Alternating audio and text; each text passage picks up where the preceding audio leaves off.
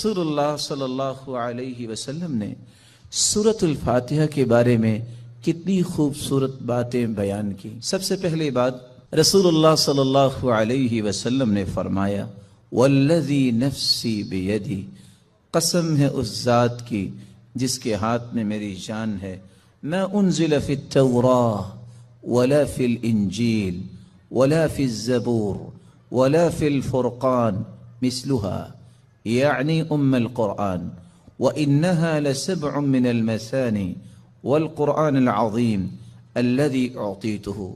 اللہ تعالیٰ نے آسمانی اور الہامی کتابوں میں سے نہ تو تورات میں ایسی صورت نازل کی، نہ انجیل میں ایسی صورت نازل کی، نہ ہی زبور میں ایسی کوئی صورت نازل کی، اور نہ ہی قرآن مجید میں ایسی صورت ہے جیسی اللہ تعالیٰ نے سورۃ الفاتحہ کو نازل کر کے اپنی مخلوق پر انعام کیا ہے۔ یہ 7 آیتیں بار بار پڑھی جانے والی ہیں۔ یہ ام القرآن بھی ہے، قرآن مجید کی ماں کا درجہ اس کو دیا گیا، ام الکتاب بھی ہے، یہ کتاب کی، کتاب اللہ کی ماں کا درجہ دیا گیا اس کو۔ رسول اللہ صلی اللہ علیہ وسلم نے ایک دوسری روایت میں فرمایا کہ سورۃ الفاتحہ یہ ایک بے مثال نور ہے، ایک ایسی روشنی ہے۔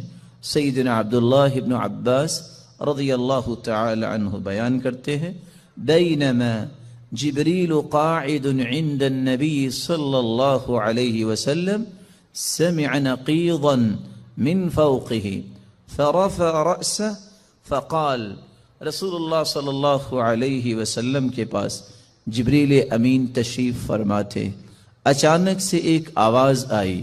رسول اللہ صلی اللہ علیہ وسلم نے اپنا سر مبارک اٹھایا اور پوچھا یہ آواز کیسی ہے؟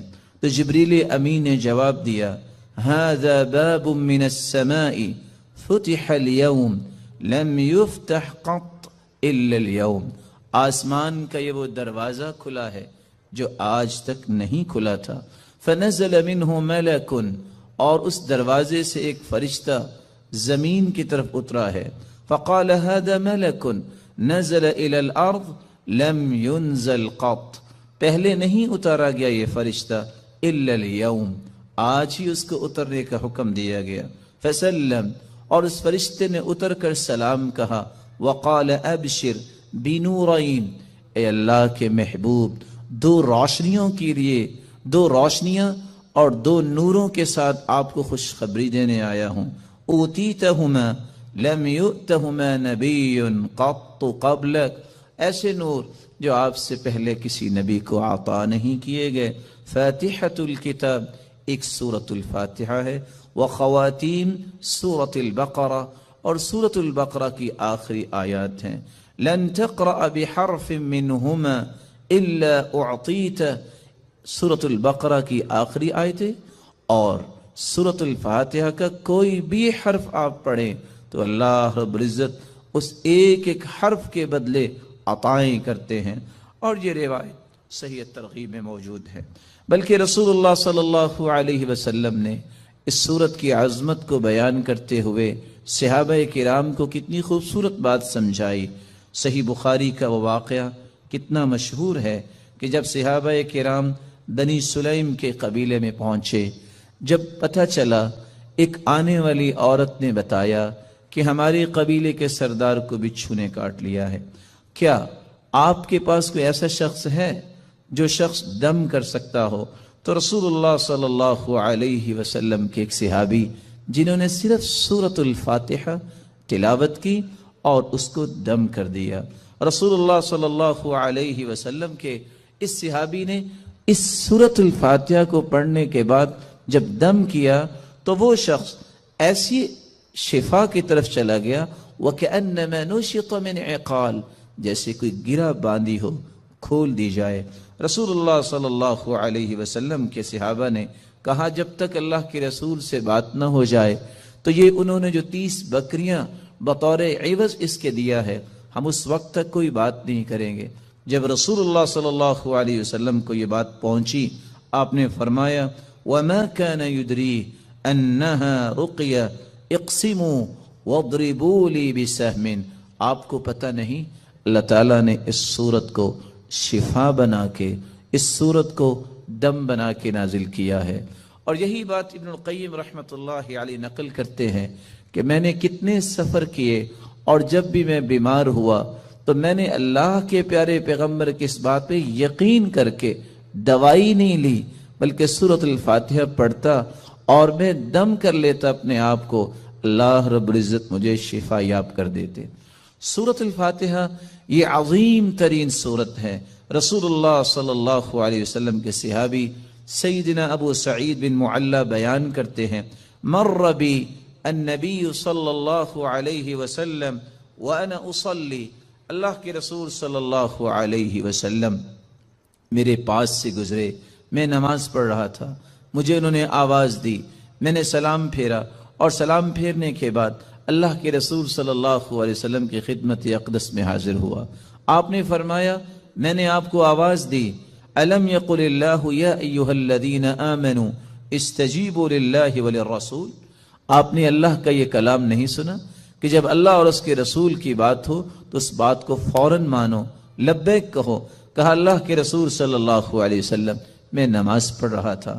پھر اللہ کے رسول صلی اللہ علیہ وسلم نے فرمایا، الا اعلمک اعظم سورۃ فی القرآن قبل ان اخرج، کیا میں تمہیں قرآن مجید کی سب سے عظیم سورت نہ سکھا دوں اس سے پہلے کہ تم مسجد سے نکل جاؤ، اپنے گھر کو لوٹ جاؤ؟ میں نے کہا کیوں نہیں؟ تو رسول اللہ صلی اللہ علیہ وسلم نے جو سورت سکھائی، جو قرآن مجید کی عظیم ترین سورت ہے، وہ سورۃ الفاتحہ کی تعلیم دی۔ یہی وجہ ہے رسول اللہ صلی اللہ علیہ وسلم نے یہ فیصلہ سنا دیا، کاش اس فیصلے کو بھی امت مان لے، لا صلاۃ لمن لم یقرأ بفاتحۃ الکتاب، جو شخص نماز کے اندر سورۃ الفاتحہ نہیں پڑھتا اس کی نماز نہیں ہوتی، جیسا کہ صحیح بخاری کی روایت ہے۔ اور صحابی تو بیان کرتے ہیں، عبادہ بن صامت رضی اللہ تعالی عنہ کہ فجر کی نماز ہم نے پڑھی اللہ کے رسول صلی اللہ علیہ وسلم کے پیچھے، جب رسول اللہ صلی اللہ علیہ وسلم قرآن کی تلاوت کر رہے تھے، فثقلت علیہ القراءۃ، قرات آپ پہ بوجھل ہوئی، رسول اللہ صلی اللہ علیہ وسلم نے سلام پھیرا اور سوال کیا، لعلکم تقرؤون خلف امامکم، کیا تم امام کے پیچھے بھی پڑھتے ہو؟ تو صحابہ کرام نے کہا جی ہاں۔ تو رسول اللہ صلی اللہ علیہ وسلم نے فرمایا، لا تقرؤوا لا تفعلوا کما فی روایت اخری، دوسری روایت کے الفاظ ہیں، لا تفعلوا الا بفاتحۃ الکتاب، امام کے پیچھے کھڑے ہو کر تم صرف سورۃ الفاتحہ پڑھا کرو، فإنہ لا صلاۃ لمن لم یقرأ بها، کیونکہ سورۃ الفاتحہ پڑھنے کے بغیر نماز نہیں ہوتی۔ یہ ایسی خوبصورت اور ایسی مبارک صورت ہے جو اللہ اور اس کی مخلوق کے درمیان مکالمے کا ایک خوبصورت جوہر ہے، ایسا گوہر ہے، انسان الحمدللہ رب العالمین کہتا ہے تو اللہ رب العزت فرماتے ہیں، حمیدنی عبدی، میرے بندے نے میری حمد و توصیف بیان کی۔ جب بندہ مومن الرحمن الرحیم کہتا ہے تو اللہ رب العزت فرماتے ہیں، اسنا علی عبدی، میرے بندے نے میری تعریف کی ہے۔ جب بندہ مومن یہ کہتا ہے، مالک یوم الدین، تو اللہ رب العزت فرماتے ہیں، مجدنی عبدی، میرے بندے نے میری بزرگی بیان کی ہے۔ جب انسان بندہ مومن یہ کہتا ہے، ایاک نعبد و ایاک نستعین، تو اللہ رب العزت فرماتے ہیں، ھذا بینی و بین عبدی ولعبدی ما سأل، یہ میرے اور میرے بندے کے درمیان ہے، جو کچھ بھی میرا بندہ مانگے گا میں اسے عطا کروں گا۔ تو اللہ رب العزت کے ساتھ ہم کلام ہونے کا یہ خوبصورت ذریعہ ہے۔ تو آئیے اس سورت کی طرف چلتے ہیں اور اس کے معانی کو سمجھنے کی کوشش کرتے ہیں۔ بسم اللہ الرحمن الرحیم، الحمد للہ رب العالمین، الحمد، تمام تعریفیں، للہ، اللہ کے لیے ہیں، رب العالمین، جو تمام جہانوں کا رب ہے، الرحمن الرحیم، جو بہت مہربان ہے، الرحیم، نہایت رحم کرنے والا ہے، मालिक यौमिद्दीन, मालिक है यौमिद्दीन, बदले के दिन का, जजा के दिन का। इय्याक नअबुदु व इय्याक नस्तईन, इय्याक नअबुदु, हम इबादत करते हैं सिर्फ तेरी ही, व इय्याक नस्तईन, और हम मदद चाहते हैं सिर्फ तेरी ही ए अल्लाह। इहदिनस सिरातल मुस्तकीम, हिदायत दे हमें, अस्सिरातल मुस्तकीम, सीधे रास्ते की, सिरातल लज़ीना अनअमत अलैहिम, रास्ता उनका जिन पर तूने इनाम किया, गैरिल मग़दूबि अलैहिम, न कि उनका रास्ता जिन पर गज़ब किया गया, वलद्दाल्लीन, और न उनका रास्ता जो गुमराह हुए। रसूलुल्लाह सल्लल्लाहु अलैहि वसल्लम के फरामीन की रोशनी में इस सूरत की 5 बातें हमें याद रखनी चाहिए। जब रसूलुल्लाह सल्लल्लाहु अलैहि वसल्लम ने फरमा दिया कि सूरतुल फातिहा के बगैर नमाज नहीं होती, तो बंदा मोमिन को ये यकीन कर लेना चाहिए, आपको 10 दलाइल कोई पेश कर दे, आपको 10-20 को दलाइल पेश कर दे, जब तक सूरतुल फातिहा आप नहीं पढ़ लेते, कभी भी इस बात पे इत्मीनान न कीजिएगा कि मेरी नमाज मुकम्मल हुई है या नहीं। मुकम्मल उस वक्त होगी जब सूरतुल फातिहा की तिलावत की जाएगी। रसूलुल्लाह सल्लल्लाहु अलैहि वसल्लम के फरामीन की रोशनी में दूसरा पैगाम मेरे और आपके लिए ये है कि ये सूरत शिफा है, ये सूरत दम है। अपने आप को भी और अपनी औलाद को भी दम किया करे, और उसके लिए सूरतुल फातिहा से बढ़कर कोई नुस्खा कीमिया, कोई तरियाक नहीं। तीसरा पैगाम इस सूरत का जो मुझे और आपको समझना है कि अल्लाह की तारीफ अल्लाह को बहुत पसंद है। यही वजह है अब्दुल्लाह इब्न अब्बास रज़ियल्लाहु तआला अन्हु फरमाया करते थे, अल्हम्दुलिल्लाह, हर शुक्र करने वाले की जुबान का ये वतीरा है। अल्हम्दुलिल्लाह, सबसे पहले आदम अलैहिस्सलातु वस्सलाम ने जो कलिमा अल्लाह ने जब उन्हें पैदा किया, रूह डाली, तो सबसे पहला कलिमा जो उनकी जुबान पे आया वो अल्हम्दुलिल्लाह था। नूह अलैहिस्सलातु वस्सलाम ने भी कहा, फ़क़ुलिल हम्दुलिल्लाह अल्लज़ी नज्जाना मिनल क़ौमिज़ ज़ालिमीन, और इब्राहीम अलैहिस्सलातु वस्सलाम ने भी यही कहा, अल्हम्दुलिल्लाहिल्लज़ी वहब ली अलल किबरि इस्माईल व इसहाक़। और दाऊद और सुलेमान अलैहिमुस्सलातु वस्सलाम के किस्से में भी यही बात मिलती है, वक़ाल अल्हम्दुलिल्लाह अल्लज़ी फ़द्दलना अला कसीर मिन इबादिहिल मुमिनीन। और अल्लाह रब्बुल इज़्ज़त ने अपने पैगंबर से भी मुखातिब होकर फरमाया, वक़ुलिल हम्दुलिल्लाह अल्लज़ी लम यत्तखिज़ वलदा। और अल्लाह रब्बुल इज़्ज़त ने कुरान मजीद में इस बात का तज़किरा किया कि जन्नतियों की जुबान पे भी अगर कोई बात होगी तो वो यही होगी, अल्हम्दुलिल्लाह अल्लज़ी अज़हब अन्नल हज़न, और व आखिरु दअवाहुम अनिल हम्दुलिल्लाहि रब्बिल आलमीन। और हदीस ये बताती है, अव्वल मन युदआ इलल जन्नह अल हम्मादून, सबसे पहले अगर जन्नत की तरफ किसी को आवाज दी जाएगी, बुलाया जाएगा, तो वो लोग होंगे अल हम्मादून, जो अल्लाह की तारीफें करने वाले हैं। और अल्लाह के रसूल सल्लल्लाहु अलैहि वसल्लम को क़यामत के दिन जो झंडा दिया जाएगा, लिवाउल हम्द, वो अल्लाह की तारीफ का परचम होगा। आदम फमन सिवाहु तहत लिवाई, रसूलुल्लाह सल्लल्लाहु अलैहि वसल्लम ने फरमाया, आदम से लेकर क़यामत तक आने वाली आदमियत बशमूल अंबिया और इंसानियत मेरे उस परचम तले होगी। और अल्लाह के रसूल सल्लल्लाहु अलैहि वसल्लम को मुकाम महमूद अता किया जाएगा। अल्लाह की तारीफ ये अल्लाह को बहुत पसंद है। और इस बात को समझाने के लिए मैं एक और हदीस पेश करना चाहूँगा। रसूलुल्लाह सल्लल्लाहु अलैहि वसल्लम के सहाबी बयान करते हैं, क़यामत को जो तराजू कायम किया जाएगा, जिस तराजू में नेकियां और बुराइयां इनका वजन होगा, इतना बड़ा तराजू होगा, लौ वुदिअतिस समावातु वल अर्दु व मन फीहिन्न फी किफ़्फ़ह लवसिअतहुन, अगर 7 आसमान और 7 जमीनें उस तराजू के एक पलड़े में रख दिए जाएं تو ایک پلڑا بھی بھرے گا نہیں۔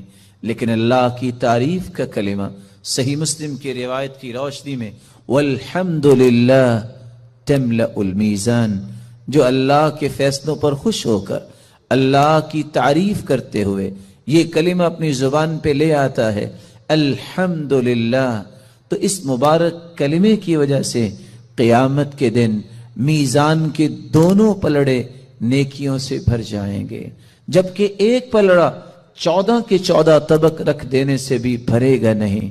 اللہ رب العزت ہمیں اللہ کی کثرت سے تعریف کرنے اور اس کے ذکر کرنے کی توفیق عطا فرمائے۔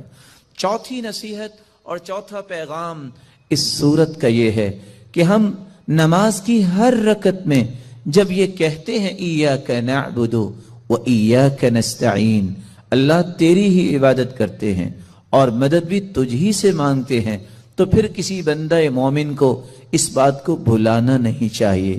وہ زندگی کے ہر حصے میں یہی کہے میرا رکوع، میرا قیام، میرا سجدہ، میری دعا، میری نظر و نیاز اور میرا توکل، میری انابت، میرا رجوع، ہر وہ چیز جو عبادت بن سکتی ہے وہ صرف ایک اللہ کے لیے ہے، اس کو بھلائے نہیں، اور مدد مانگتے وقت بھی اس حدیث کو بھی نہ بھلائے اور اس اقرار کو بھی نہ بھلائے فَإِذَا اسْتَعَنْتَ فَاسْتَعِنْ بِاللَّهِ، جب بھی تم مدد طلب کرو تو اللہ سے مدد طلب کیا کرو۔ پانچواں پیغام جو بالکل بھلانے والا نہیں، اور یہ بہت خوبصورت پیغام ہے اس سورت کا، کہ جب ہم مانگتے اللہ تعالیٰ سے یہ ہیں کہ اللہ ہمیں صراط مستقیم نصیب فرما، اور یہ وہ صراط مستقیم ہے جو اللہ تعالیٰ نے اپنے انعام یافتہ لوگوں کو عطا کیا، اور انعام پانے والے لوگ کون ہیں؟ اولئک الذین انعم اللہ علیہم من النبیین والصدیقین والشہداء والصالحین۔ وہ انبیاء کا راستہ ہم مانگتے ہیں، صدیقین کا راستہ مانگتے ہیں، شہداء کا راستہ مانگتے ہیں، صالحین کا راستہ مانگتے ہیں۔ وحسن اولئک رفیقا، ان سے بڑھ کے خوبصورت رفاقت کس کی ہو سکتی ہے؟ زندگی کے اندر اللہ کی رحمت سے کبھی مایوس نہ ہونا۔ جب بادل زیادہ کالے ہو جائیں، گھٹائیں چھا جائیں، تو پھر بارش بڑی خوبصورت برستی ہے۔ چھوٹے چھوٹے بادل زیادہ بارش نہیں برساتے۔ اللہ عز و جلال کسی کو آزماتے نہیں ہے۔ یہ معمولی سی ایک تکلیف ہوتی ہے کہ صبر کرتا ہے کہ نہیں کرتا۔ کس طرح یحییٰ علیہ السلام کو گھسیٹ کے یہودی اپنے ڈیرے پہ لا کے ذبح کر دیتے ہیں، میں اور آپ سیدنا یحییٰ سے زیادہ عزت والے ہیں؟ کون ہیں آپ؟ پچھلی قوموں کھڑے کھڑے انسانوں کے سر پہ آرا رکھ کے چیر کے دو ٹکڑے کر دیتے تھے، ہمیں کیا تکلیف ہو رہی ہے؟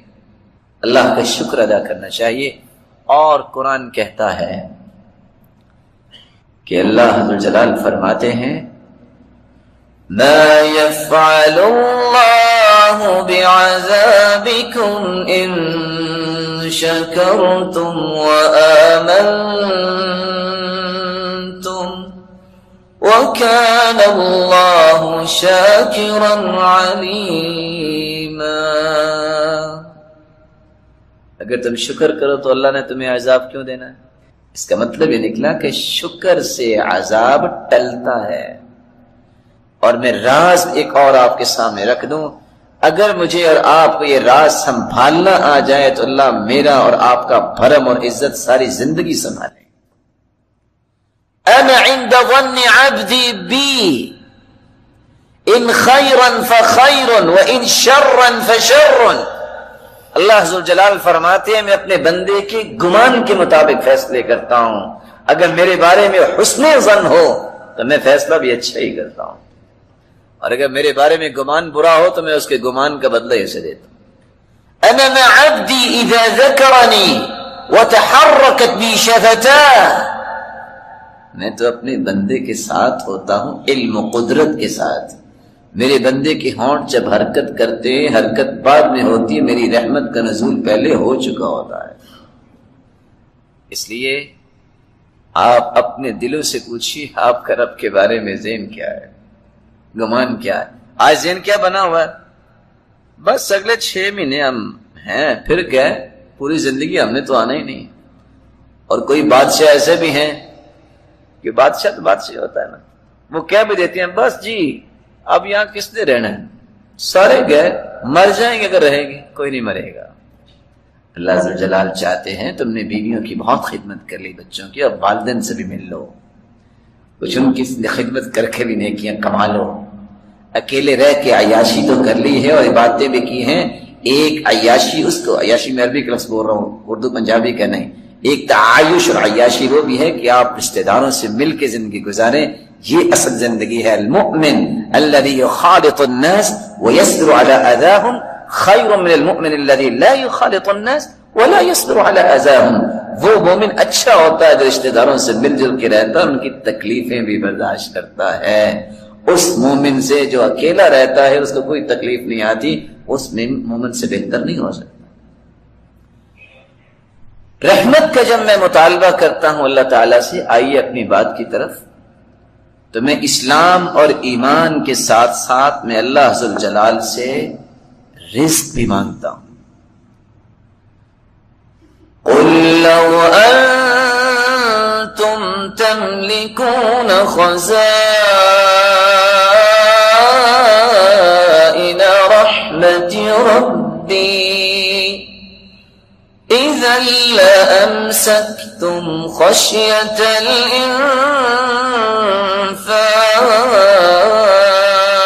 الانفاق وكان الانسان قتورا۔ قل لو انتم تملكون خزائن رحمت ربی، میرے پیارے محبوب ان لوگوں سے کہہ دو اگر خزانے رحمت کے رزق کے اللہ آپ کو دے دو نا تو آپ ساری دنیا کو مار دو، خرچ ہی نہیں کرتے۔ بخل اتنا تمہارے اندر آ جائے گا اس ڈر سے کہ ختم نہ ہو جائے، آپ کچھ خرچ کریں گے نہیں، دنیا زندہ ہی نہیں رہے گی۔ یہ تو اللہ کی رحمت ہے کہ اس نے رزق کے خزانے اپنے پاس رکھے ہیں۔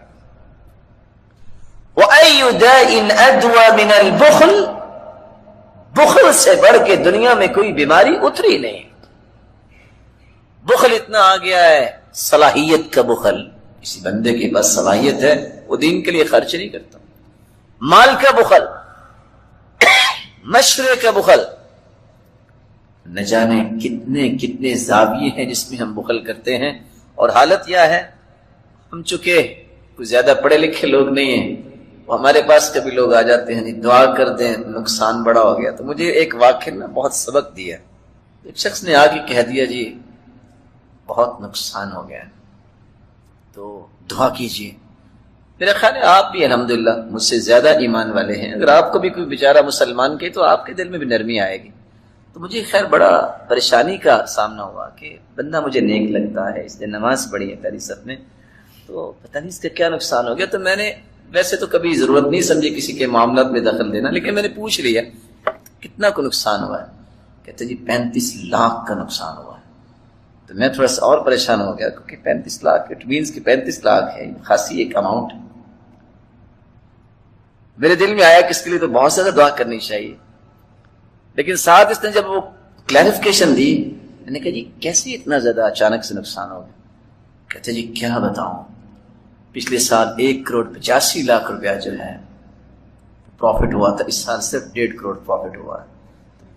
لا الہ الا اللہ، میری پریشانی ڈیزالو تو ہوگی، یعنی اس بیچارے کو یہ پریشانی ہے کہ میری پروفٹ کی ریشو کم ہوئی ہے، اور کتنے لوگ ہیں جن کے پاس کھانے کے لیے کھانا نہیں ہے،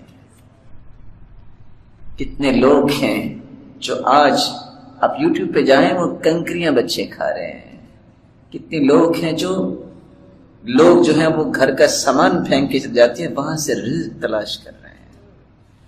اس لیے سیدنا علی رضی اللہ تعالیٰ نے کہا تھا دنیا میں پریشانی کا واحد ایک دور کرنے کا حل یہ کہ زندگی کو ضرورت سمجھ کے گزارو، خواہش سمجھ کے نہ گزارو۔ ضرورت اللہ فقیر کی بھی پوری کر دیتے ہے، خواہشیں تو بادشاہوں کی بھی پوری نہیں ہوتی۔ لو كان لابن آدم وادیان من ذهب لابتغى ثالثا، حدیث کہتی ہے کہ اگر 2 وادیاں سونے کی مل جائیں تو بندے کی خواہش ہوتی ہے نہیں، تیسری ملے تو مزہ ہے۔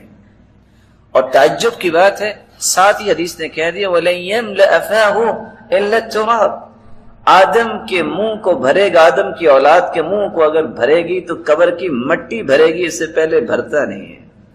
اور آج ڈاکٹرز یہ کہتے ہیں کہ اتفاق سے جب انسان کی ڈیتھ ہو جاتی ہے، یہ 22 گرام کی روح، یہ 2.25 تولے بنتے ہیں تقریباً، روح کو جو آج ڈیفائن کرنا چاہے یورپ نے کہ اس کا وزن کتنا اور کیا ہے، کتنے سالوں کے بعد ہم نے ایک نتیجہ پیش کیا ہے کہ روح جو انسان کے کسی بھی جسم کے کونے خدرے میں چھپی ہوتی ہے، اس کا وزن 22 گرام ہوتا ہے۔ یہ روح جس دن نکل جاتی ہے، سب سے پہلے جو چیز بدبودار ہوتی ہے وہ انسان کا پیٹ ہے، جس کے لیے ساری زندگی پریشان رہتا ہے، سٹیٹس کے لیے ساری زندگی پریشان رہتا ہے۔ اور بعض لوگوں کے پاس اتنا مال ہوتا ہے کہ یقین مانیے، اور حدیث میں آتا ہے جس کے پاس صبح کا کھانا میں یغدیہ و میں یعشی، صبح کا کھانا اور شام کا کھانا ہو، یعنی 2 ٹائم کا جس کے پاس کھانا ہو، اور وہ بیمار نہیں، فَكَأَنَّمَا حِيزَتْ لَهُ الدُّنْيَا بِحَذَافِيرِهَا، اللہ نے پوری دنیا کی نعمتیں اس کی جھولی میں ڈال دی ہیں۔ صبح شام کا کھانا اور بیماری نہیں، اور ساری دنیا کی نعمتیں اس کے پاس آ گئی ہیں، تو جس کے پاس اگلے 100 سال کا کھانا ہو اور وہ روتا رہے، اس بیچارے کی قسمت میں پھر رونا لکھا ہے، کیا کہہ سکتے ہیں۔ رسول اللہ صلی اللہ علیہ وسلم نے فرمایا تھا انفق علیک، حدیث قدسی ہے، اللہ عز و جلال فرماتے ہیں میرے بندے تو خرچ کرنا میری راہ میں تجھ پہ کروں گا۔ اب یہ بندے اور رب کا مقابلہ ہے، کون جیتے گا؟ کون جیتے گا؟ اللہ عز و جلال جیتیں گے۔ یہ کیسے ہو سکتا ہے کہ بندہ زیادہ خرچ کر سکے اللہ اتنا نہ دے؟ وَمَا أَنفَقْتُم مِّن شَيْءٍ فَهُوَ يُخْلِفُهُ، آج ایک باپ بیٹے کو کہتا ہے خرچ کرو جتنے چاہیے میں آپ کو دیتا ہوں، ایک طرف اللہ کہہ رہے ہیں کرو خرچ۔ اس لیے بلال سے کہتا ہے انفق ولا تخش من ذی العرش اقلالا، بلال خرچ کرو، اللہ کے خزانوں کے ختم ہونے کا خوف تجھے نہیں ہونا چاہیے۔ اور سیدہ ام سلمہ سے کہا تھا لا توعی فیوعی اللہ علیک، گن کے نہ دیا کرو اللہ بھی گن کے دیں گے۔ یہ حدیث سے پتہ نہیں کیوں میں اور آپ بھول جاتے ہیں، اور امام زہری کی بات سن کے اور پڑھ کے پریشانی ہو جاتی ہے۔ وہ کہا کرتے تھے الدینار عندی کبعرہ، درم و دینار میرے نزدیک صرف اتنے ہیں جتنا فضلہ ہوتا ہے جانور کا، اس سے زیادہ میرے سامنے اس کی قیمت ہی نہیں۔ لیکن آج مال تو بنا تھا انسان کی خدمت کے لیے، لیکن بیچارہ انسان اس کا خادم بن گیا، خدمتیں بدلہ نہیں کرتے، ہمیشہ بیویاں ہی خدمت کرتی ہیں خامدوں کی۔ جو خامد تعاون کرے وہ تو سنت ہے، لیکن وہ تعاون سے بڑھ کے خدمت تک پہنچ جائے اور وہ کام جو عورت نے کرنے ہیں اس کے لیے ایک بڑا سا پولائٹ لفظ بولتے ہیں لوگ، کیا کہتے ہیں اس کو؟ اچھا انڈرسٹینڈنگ، رن مرید نہیں، ماشاءاللہ تعاون میں حرج کوئی نہیں ہے، لیکن ہر ایک کی ایک ذمہ داری ہے، اس کو پوری کرنی چاہیے۔ رسول اللہ صلی اللہ علیہ وآلہ وسلم نے اس لیے صحابہ کرام کو اللہ عز و جلال پہ توکل سکھایا۔ پتہ نہیں یہ قصہ مجھے کتنا پیارا لگتا ہے، اور میں بار بار ہی شیئر کرتا ہوں کہ قرآن نے صرف ایک لفظ بول دیا وَكَانَ أَبُوهُمَا صَالِحًا، بندہ نیک تھا، فوت ہو گیا، 2 بچے اس کے، 2 بچے ہیں، اور خزانہ اس نے دیوار کے نیچے دبایا ہے۔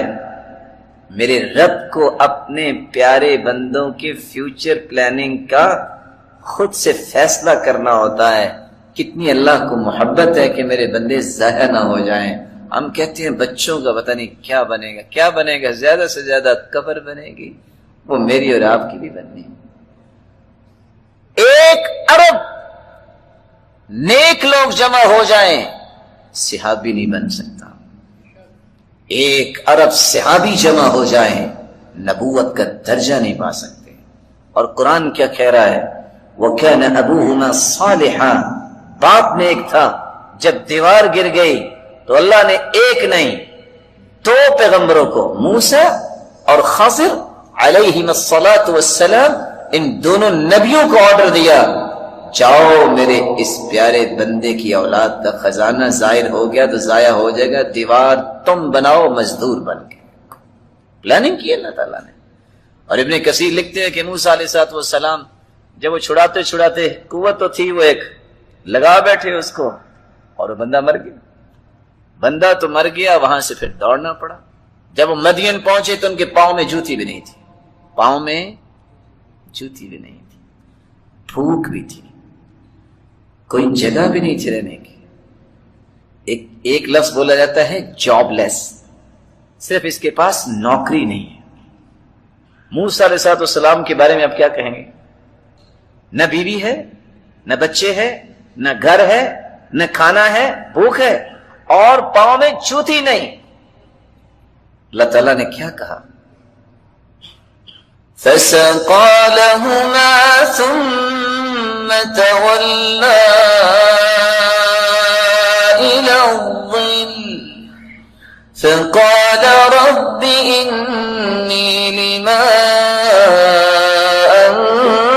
أَنزَلْتَ إِلَيَّ مِنْ خَيْرٍ فَقِيرٌ. دو بچیوں کو دیکھا کہ اپنے جانوروں کو پانی نہیں پلا رہی، باقی سب لوگ پانی پلا کے چلے گئے. پوچھا بیٹا کیا ہے؟ کہا ہم سے پتھر اٹھایا نہیں جاتا. آگے بڑھے، صلاحیت کو نیکی کے لیے استعمال کیا، پتھر ہٹایا، پانی پلایا.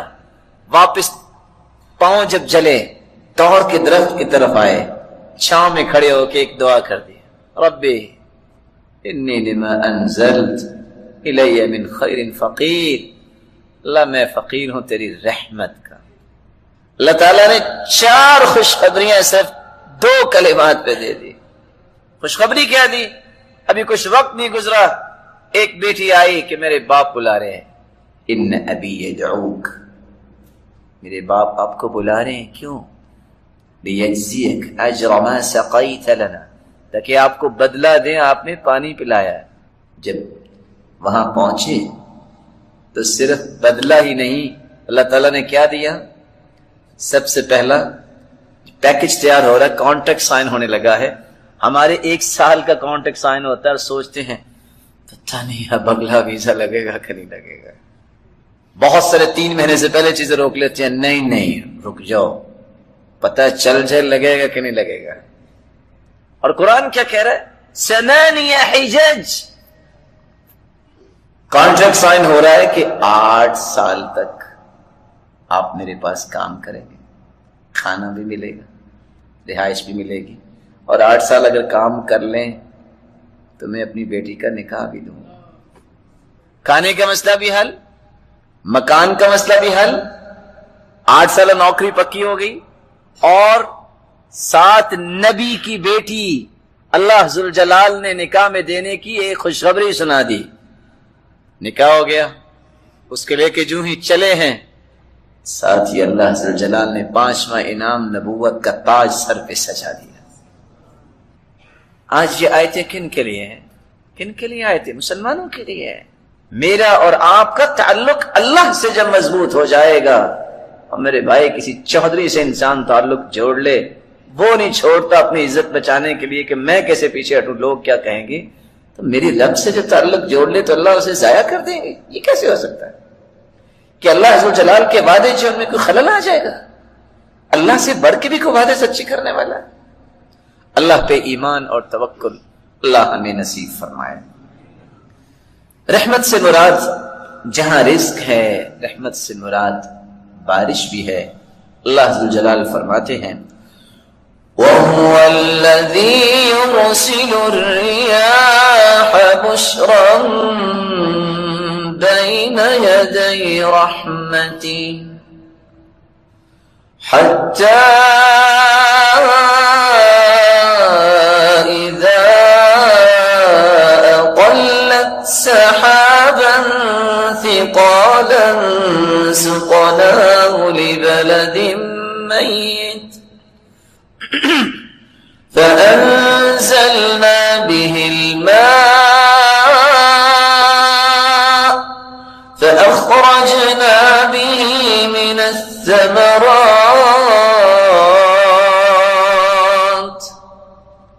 اللہ عز و جلال کی رحمت کو نازل کرتے ہیں. وهو الذي ينزل الغيث، اللہ عز و جلال بارش کو نازل کرتے ہیں. وينشر رحمته، اور اپنی اس رحمت کو دنیا میں پھیلا دیتے ہیں. ہریالی جب آتی ہے لوگوں کے چہروں پہ بھی شادابی آ جاتی ہے، تازگی آ جاتی ہے۔ تو میں اور آپ جب اللہ تعالیٰ سے رحمت مانگتے ہیں تو اسلام بھی مانگتے ہیں، ایمان بھی مانگتے ہیں، رزق کی فراوانی بھی مانگتے ہیں اور بارشیں بھی مانگتے ہیں، اور وہاں ہم ہر قسم کی آزمائش سے حفاظت بھی مانگتے ہیں۔ قُلْ أَفَرَأَيْتُم مَّا تَدْعُونَ مِن دُونِ اللَّهِ إِنْ أَرَادَنِيَ اللَّهُ بِضُرٍّ هَلْ هُنَّ كَاشِفَاتُ ضُرِّهِ أَوْ أَرَادَنِي بِرَحْمَةٍ هَلْ هُنَّ مُمْسِكَاتُ رَحْمَتِهِ قُلْ حَسْبِيَ اللَّهُ عَلَيْهِ فَلْيَتَوَكَّلِ الْمُتَوَكِّلُونَ۔